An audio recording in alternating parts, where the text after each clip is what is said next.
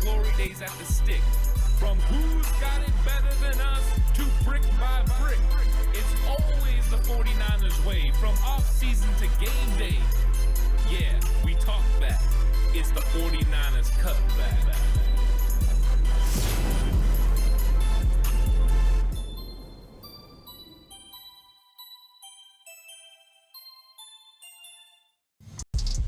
It's 49ers Cutback podcast time. Welcome to the show, everyone.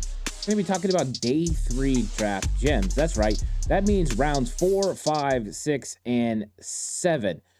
And we know that hitting in the first 3 rounds is extremely important. Getting those players that can make an impact instantly on your football team is huge. But if you want sustained success and you want to make up for maybe some misses in those early rounds, you need to hit on players in day 3. And the 49ers have consistently been able to do that. This is one franchise that wins when it comes to day 3 picks. All you have to do is start looking at the 5th round, and you're going to find a lot of guys that are making a huge impact on the 49ers. Well, in the past, some in the future. But there are just some tremendous picks. You talk about Dre Greenlaw, Talanoa Hufanga, Deommodore Lenoir. They're all 5th rounders. George Kittle, he's a 5th rounder. You look at the 4th round, Malik Mustafa, 4th rounder last year. Brock Purdy, of course, the ultimate day 3 win for the 49ers, being Mr. Irrelevant, pick 262 of the 7th round. So finding guys who can contribute is huge. Even guys like DJ Jones, a late 6th round pick who ended up being a consistent player for the 49ers throughout the years. Guys who have been able to contribute and help the football team. That's exactly what you have to hit on in round 3. That's where the depth comes in. That's where you get the guys that can make an impact, help you on special teams, and develop. Right now, the 49ers look like they're going to be counting on a 6th round pick to start in place of Dre Greenlaw and D. Winters. So this is something that's consistently a position that you need to find yourself striking in, is rounds 4, 5, 6, and 7. Because if you're going to be a successful football team, that's where you have to hit. And the 49ers have picks, 2 in round 5. They have a pick in round 6. They have 2 in round 7. So there are places they can hit. So I thought this would be a good time to kind of evaluate some day 3 draft gems. And I'm not talking about, everyone's, of course. I'm probably not going to talk about, a lot of the players that you want to hear about. I'm talking about guys that are kind of becoming on my radar. And of course, I'm going to do a lot of these day 3 draft picks, gems, because I think it's something that we got to get familiar with some of these players. I don't think enough of these players get talked about. So I want to talk about them. I want to highlight them. I want to have a conversation about it. And you can too. Let me know what you think about the guys that I end up talking about in this episode. And if you have other day 3 picks, hey, throw them into the comment section. I would love to get into them. I'm still evaluating players every single day. And it's not going to stop until the draft comes. And even then, I don't know if I'll be able to lay eyes on all of them. There's just too many prospects in the draft process. Last year, I looked over 250 players. And when we got into the draft, there were still players drafted that I hadn't looked at. And I think that's something that's interesting when going through this process.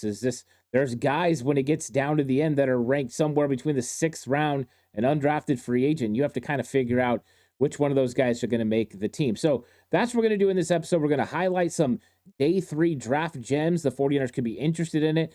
And just like with all these players, when I'm highlighting them, they have to fit certain categories. They have to be a 49ers scheme fit. If they're not a 49ers scheme fit, I'm not going to talk about them. So these are guys that I feel the 49ers may be interested in that would fit what the 49ers want. And of course, just like always, I say this 100%. I do not know what the 49ers are going to do. I'm just trying to do my best to put my best GM cap on and try to figure out some of the guys they'd be interested in. So this is going to be a fun one. Please like and subscribe to the channel if you haven't already. I really appreciate it. If you're listening audio platform, 49ers Cutback on Belief Network, please give it a 5-star rating. And if you are going to bet, especially with the tournament coming up, you want to bet on all those basketball games, bet with Bet Online. Bet Online is the world's most trusted betting platform and your number one source for betting on all the madness. Whether you're a seasoned fan or a first-time bettor, Bet Online is your ultimate game day companion. With a large selection of odds on everything from college basketball to a $200,000 bracket contest, Bet Online continues to be your number one sports betting source. From every Cinderella story to every hat trick, Bet Online has you covered with odds, stats, and more for every game, every play, and every win. Bet Online, the game starts here. And I can't wait to get into the draft, but I got to say, I am looking forward to the tournament. I'm looking forward to using Bet Online to enhance my tournament pleasure. So if you guys are going to do it, head on over, check out Bet Online. It's a great opportunity to kind of enhance your viewing pleasure. But let's talk about some of these draft gems. And this is a draft that is built in the defensive line. When you are looking at the fronts and rebuilding a front, this is the perfect draft if you need defensive tackles. And the 49ers definitely do. And if you watch my most recent mock draft, you will see that I address defensive tackle pretty heavily, including a late round defensive tackle. And I mentioned a couple of guys that I was interested in late, and I'm sure you've heard some of those names. You know, you've heard Aeneas Peebles, you've heard JJ Pegues, you've heard CJ Gray. You've heard a lot of these names of guys who could potentially, or CJ West, I'm sorry, the guys you could, eventually grab in those positions. And they're all great. And I think they're getting highlighted a lot.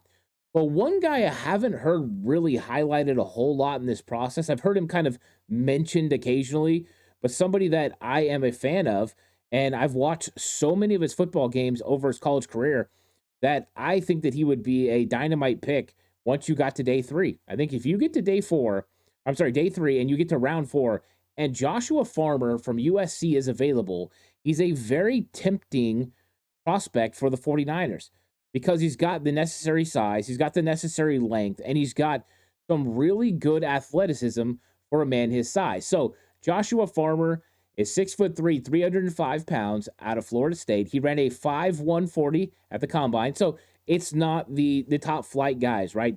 All those guys were kind of running 4.9s, but he's, a step slower. He's right behind them. The cool thing about him is the arm length, 35-inch arms, which is ridiculous. So he's a little bit shorter than some of the other guys ahead of him, which is great.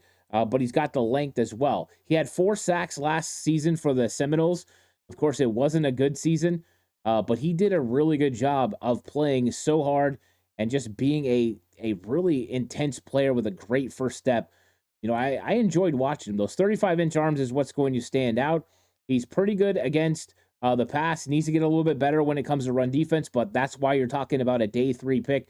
You're hoping you can turn into something really special. Now, the things that have to fit, right? If you're going to be a 49ers defensive tackle prospect, you have to have an elite first step. He does. It jumps off the screen. Go watch Joshua Farmer. That's the first thing you're going to notice. He gets off the ball quickly. That first step is really great. He's great as a 3-tech, which would fit the type of player the 49ers are looking for. It's a penetrator, an aggressive player that can get in the backfield and make plays. The arm length is going to give him an opportunity to keep offensive linemen away from him. That elite arm length on the inside could make a lot of problems for the guards who have 32-inch arms. Going to have 3 inches on him. That could play huge dividends. And so he moves around with elite quickness that I think is something that could give a lot of interior offensive linemen some problems when it comes to lateral quickness. That's one thing I really like about him. He's got a very nasty swim move, and he does a really good pull pin swim combination. He's a really good at getting after guys, uses his natural leverage between his lower frame, keeping his pad level low and using those arms. And he has heavy hands to pack a big punch. This is exactly the kind of player you're looking for. That initial first step, the really good strike to be able to hit that offensive lineman, get him back on the heels, and then be able to get him off balance so that way you can either bull rush him all the way back to the quarterback or go ahead and pull him forward with a swim over move and be able to get into the backfield and make plays. So Farmer's got some skills when it comes to interior pass rush. He does need to get better when it comes to stopping the run, which I'm sure will make a lot of people in San Francisco a little bit nervous when you're talking about the fan base, but he can get better at it. This is something that he can definitely develop in. It's not like he's a undersized individual. I think he could actually pack on a little bit more weight. I think he might have lost a little bit of weight during the process to be a little bit faster when he ran his 40 time. But I think he's going to play closer to 310, 315 pounds than he is 305. And I think that's going to be huge. He also has a really good thickness when it comes to his lower half, which means he can withstand and have balance and contact balance. That's why I think he'll hold up a little bit better than guys like Kalia Davis, who struggle a little bit, that are more top heavy and get a little bit more unbalanced. That's why I think he's a good prospect for the 49ers to potentially go with. And that is Joshua Farmer, the defensive tackle out of USC, who, this isn't a round one, this isn't a round two, a round three. This is round four. And I think he's got a lot of upside. You could instantly put him into a rotation, and he could be a consistent player. But I think he's a guy that could develop into a two-way player where he could stop the run and he could get after the quarterback. He's already got the quarterback skills, the pass rushing skills to get after the quarterback. So Farmer, the first guy I'm talking about in this one about draft day gems. I just think he's a really good player. Now I'm going to switch to the offensive line, and I did a breakdown for this player. One of our loyal listeners, David Mrazzo, and a patron, he asked me if I would look up Logan Brown, an offensive tackle out of Kansas, and of course this is a former Dominic Pooney teammate. And so yeah, I got into it. I really like Logan Brown, and Logan Brown has the potential of being available to the 49ers in round 4. And we've seen the 49ers go Dominic Pooney in round 3, but we've seen him hit Spencer Burford in round 4, Colton McKivitz in round 5. They've kind of liked that area between rounds 3 and round 6 to be able to hit on offensive linemen. And I think that Logan Brown is a good prospect for the 49ers. He's got good size, he's got pretty good length overall, but he's got position versatility. We know how much they love position versatility, but he could compete at right tackle in the NFL, or you can move him inside, which I think might actually suit his skill set the best. But he does have the capabilities of playing outside, and the 49ers need a swing tackle. Right now, the 49ers don't have somebody that can step in and play swing tackle. Jalen Moore, a former 5th-round pick of the 49ers, has moved on to the Kansas City Chiefs, and you need the next Jalen Moore that you can kind of train up. Well, Logan Brown is 6'6", 311 pounds. He ran a 5.140. He's plenty athletic enough to be able to play within Kyle Shanahan's zone scheme. So he played right tackle. He was at the Senior Bowl. You guys can go check out some of his one-on-ones. He did a pretty good job overall, but he showed some explosiveness with a 32-inch vertical, and his shuttle, which means change of direction, was pretty good at a 4.51, and he was good in his 10-yard split as well at a 1.75, making him a guy that fits the zone scheme. You've got to be able to operate quickly within a short distance, within 10 yards. Running a 40 time doesn't really matter, right? A 5.1, that doesn't matter as much as the 10-yard split for an offensive lineman. How often is an offensive lineman going to sprint downfield for 25, 30 yards? It's very uncommon for that to happen. Now, the one thing about Logan Brown that's different than a lot of the offensive tackles we've talked about so far this season is Logan Brown is a more consistent run blocker than he is a pass blocker. So this goes back to the old way of how the 49ers drafted offensive linemen. They would draft guys who were absolute beasts when it came to run blocking. You're talking, Mike McGlinchey. You want to get guys that can move people at the point of attack. And then it was, hey, we're going to teach them how to pass block a little bit better.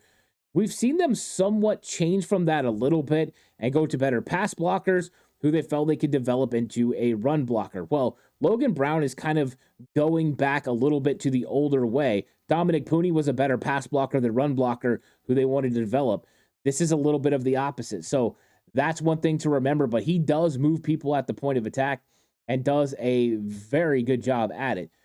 He's just a good athlete with a solid frame. He'll probably play, 315 pounds in the NFL, and that would still give him plenty of room to be able to run and make plays on the outside. He's got nearly 34-inch arms, which means he can play offensive tackle in the NFL.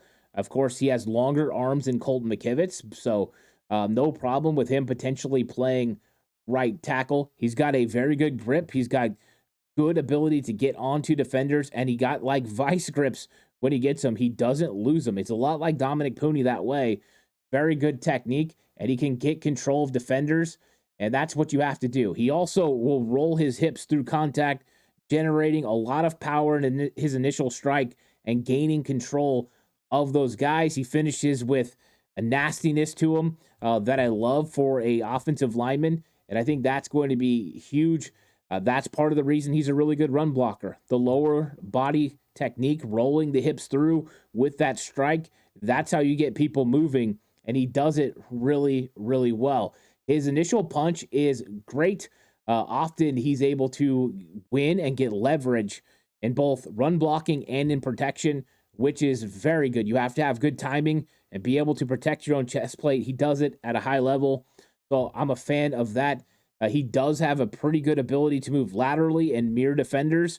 I think that it would be even better on the inside, where he would be able to go against a little bit slower athletes with that out on the edge. Sometimes it can be a little bit of a problem, but he does have pretty nimble feet for a man so big. So, I mean, this is a guy that I'm a fan of. There's a lot to like about him, and I think that he's a guy that's got a lot of technique. There's of course some weaknesses, that are going to make him a fourth round pick.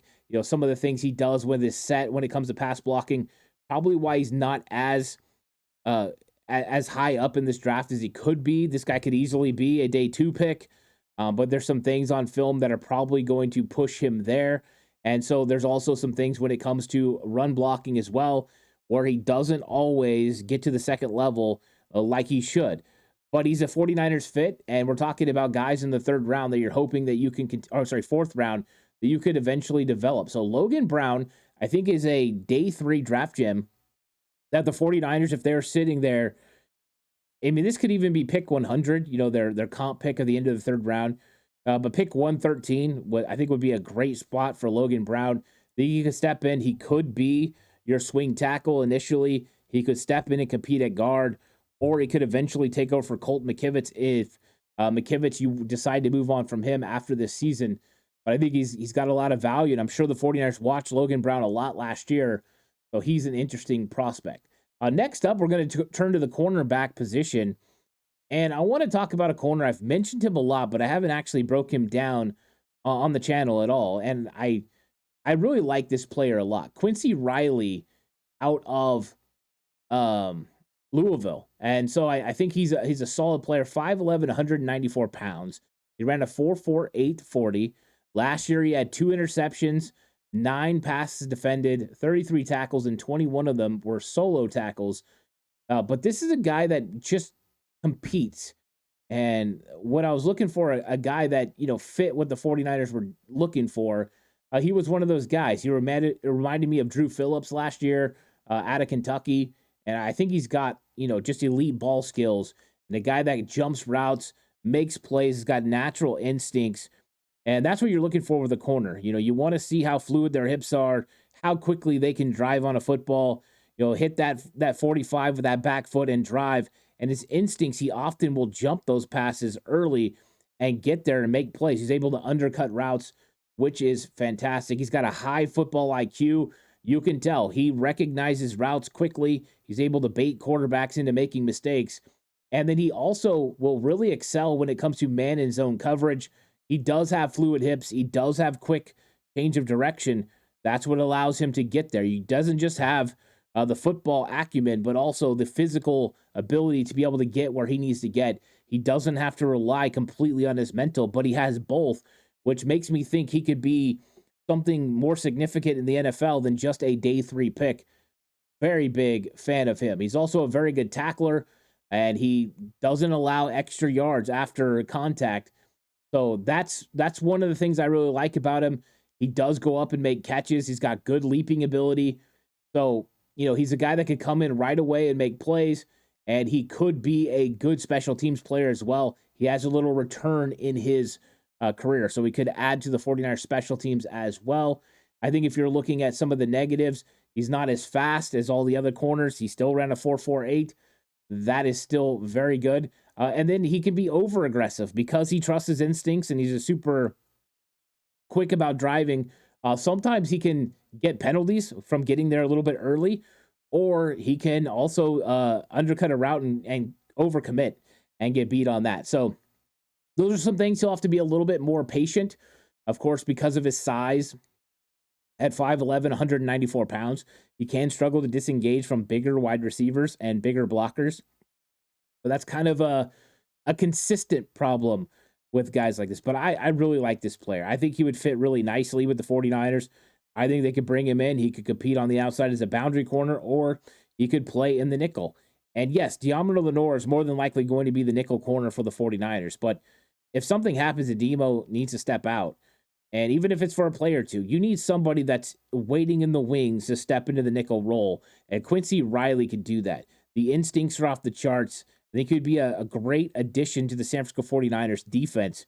And you would just add another really good young corner that could help your football team. And I'm telling you, this guy plays with an edge and he plays with an aggressiveness that I really like. And the instincts are just there. So Quincy Riley out of Louisville, go check him out. Really, really solid player at the cornerback position. Next up, a wide receiver that I've come on to lately. And he's not going to wow you with speed. He's not going to wow you with the greatest route running or the greatest yards after the catch, but he's just a consistent player. And we're talking about, late 4, early 5, or potentially going out and getting Pat Bryant from Illinois. 6'2", 204 pounds. He ran a 4.61, so like I said, not blazing speed.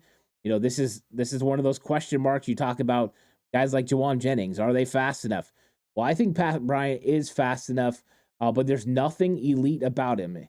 He's just a guy that goes out there and makes plays and gets things done.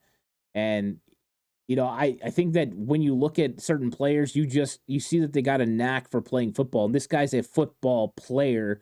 And not just a speed demon, not just an athletic freak, but he doesn't have those things, but he's a good football player.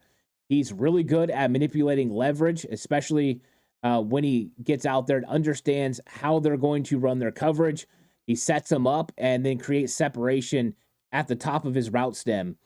So he understands what coverage is trying to do to him, high football IQ, and then uses their technique against them to be able to create separation. Really good job there. He's a natural hands catcher and has a good catch radius to be able to go pluck the ball out of the air without really struggling. And he also has a lot of confidence catching the ball through contact. So he's a guy that holds onto the football, makes tough catches. And that's exactly what you need in the 49ers system. He does a great job with boundary routes, and he has elite awareness with his feet. So he's able to toe tap. That's one thing I've been able to see from him a lot, is he's been able to make plays and toe tap around the outside, bringing a lot of really key catches in out on the outside. He's got a mentality to him that he's going to go up and win. He won 66.7% of his jump ball situations because of his position and timing. Does a really good job with that. He gets yards after the catch by being able to break contact, has good contact balance, and uses some key moves out there. So he does a good job. He's also really good at going from being a catcher of the football to a runner, and that's really impressive. So I was a very big fan of him. I think that the things that are going to be question marks for him are the lack of explosiveness. He's not super fast off the line of scrimmage. He doesn't have the long-range speed. He's not a guy that's going to kill you with speed. What he's going to do is a lot like Jawan. He's going to kill you with really good, exquisite route running. He's going to be able to get in and out of his breaks, create separation at the top of the stem, use his knowledge of your coverage against you to be able to get open. So he's going to need to get better when it comes to his release packages. He's just got to continue to put on a little bit more size, probably another 5 pounds during his career to allow him to help get off some of that physical coverage. But, just go check out Pat Bryant if you haven't watched him already. Because if you look at the numbers, nothing's going to jump off. But when you look at the film, you find a player that competes, that he battles, and he just seems to make plays. And you're talking about 54 catches last year for 984 yards, 10 touchdowns with an 18.2 yards per reception. Really fantastic. So Pat Bryant, a guy 49ers could be interested in. Got a 5th-round pick for Debo. Hey, if he was there at that pick, you might have to pounce. Even 138 at the end of the 4th round, Pat Bryant, that would be a huge value there. I think he's a very solid player. Now let's take it to the edge. And this is an edge that I've never really talked about. And I haven't done a breakdown on Patreon yet. I'm looking forward to getting into it. But a guy that I've come across recently, watching some other players. I started watching Virginia Tech for a couple of different guys. And guess who I come on to? Antoine Powell Ryland, 6'3", 258 pounds from Virginia Tech. And how about this? In the ACC last year, for not a very good Va-Tech team, he had 16 sacks, 3 forced fumbles, 43 tackles, and 29 solo. He ran a 4.69 at the combine, not blazing, but definitely quick enough, right? Donovan Ezeraku, who's thought late 1, early 2, coming from the ACC as well, from Boston College, he ran a 4.62. Not tremendous different. We're talking, what, about a step and a half, maybe? So it's crazy how tight these guys are. It's a really good 40 time, though, for an edge rusher. He had a 36.5-inch vertical leap. He had a 124 broad. I mean, the dude is getting off. Plus, he had a 164 10-yard split. So athletically, he's twitched up. He's got a lot of ability, and he had a ton of production in the ACC. What I liked about him was how good he was with his technique. The guy was balanced. The guy had a lot of really good handwork, really good hand fighter, violent hands. He's able to get offensive tackles' hands off of him quickly, and he wins with leverage consistently, rushing the passer. He's got a really good bull rush and is able to use his leverage to get underneath the tackles consistently. He's got counter moves that he's just able to pull out. If the first one doesn't work, he doesn't hesitate to go to the next one, and he does it smoothly with transitions. Really good job. He's got a large arsenal of pass rush moves that he can use, and he takes advantage of the timing of an offensive tackle moving in their slide to catch them off balance and strike with perfect timing with his hands. It was actually a very impressive film to watch. I was surprised at how good he was because I hadn't really heard anything of him. And then there I am watching another player on the team, and he just keeps jumping out. I keep going, man, who is this guy? And eventually I find myself just watching him, and that's how he ends up on, the day 3 draft gems, because he's really a good player, and he's violent. He shows up to the quarterback. He shows up to running backs with bad intentions. He wants to get them to the ground and tear them down. He's just very effective at getting to where he needs to get and making plays. He diagnoses things quickly. I'm a huge fan. I don't know if I would have him where he's currently ranked. I haven't done my rankings yet, but I'm telling you, this guy should be higher up on boards. He's an absolute monster. The things that are going to get people's attention that are not things that all teams worry about, but is probably going to knock him down on, a lot of people's boards, is going to come down to the arm length. He's got 31 1/4 inch arms, which is not good. And that's exactly why teams are going to probably allow him to fall down on boards. But, you're looking at something that didn't hold him back in the ACC, a guy that was able to consistently win against, really good players. Now, if there's another area where he's not as good, but he could get better at, is taking on double teams in the run game and getting pushed out. So he needs to be better at setting an edge. Some of that could go into the arm length. But playing with lower pad level, he's got the size, he's got the speed, he's got the athleticism.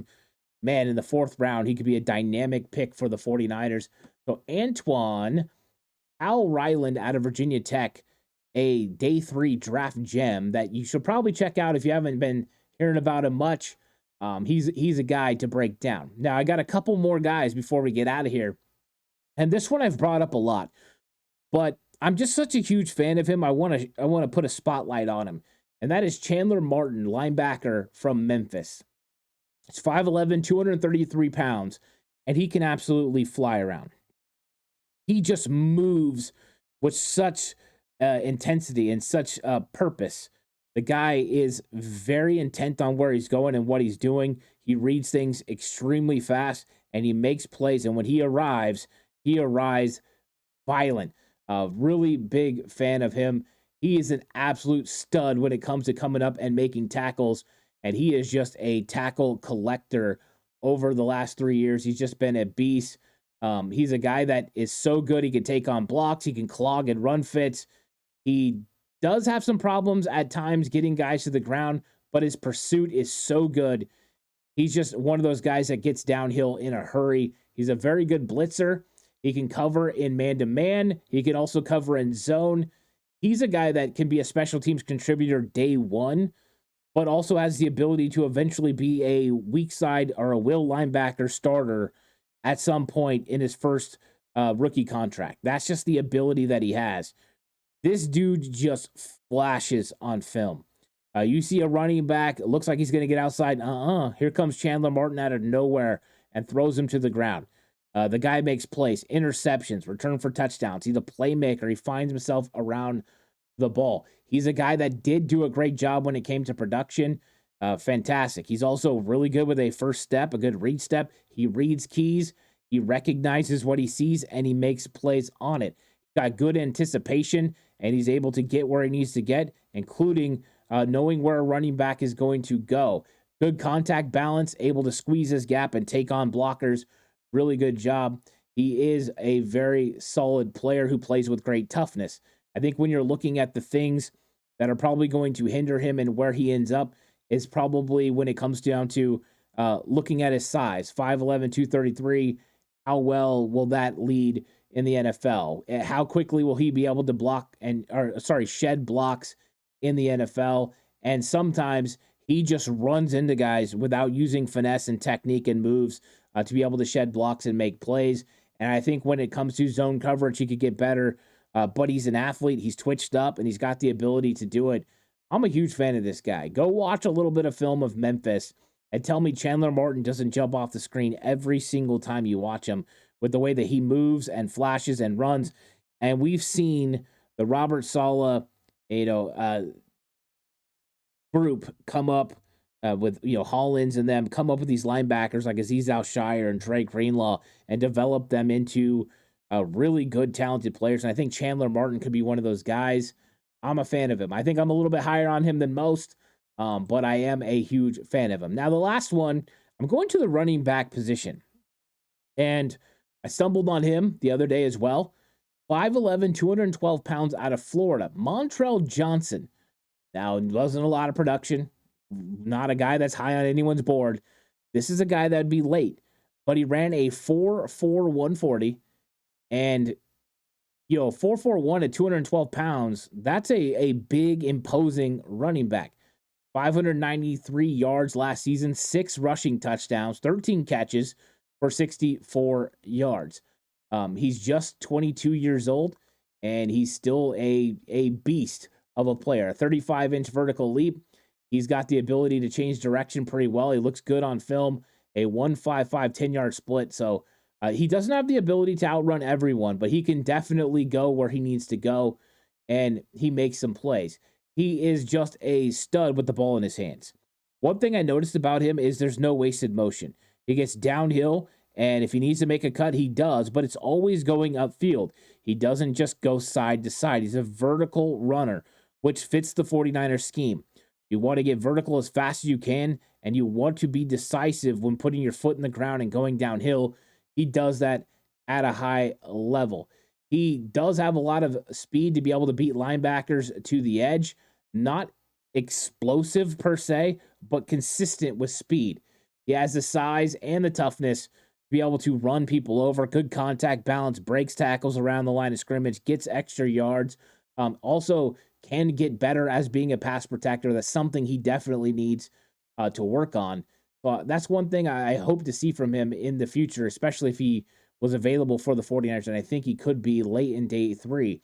He's a downhill runner who plays with a good pad level and runs people over. I mean, I kept looking at him and wondering why he wasn't higher when I was watching the film. Very impressive to see what he can do. He can also make plays in the passing game. I saw him make some key catches, get some yards.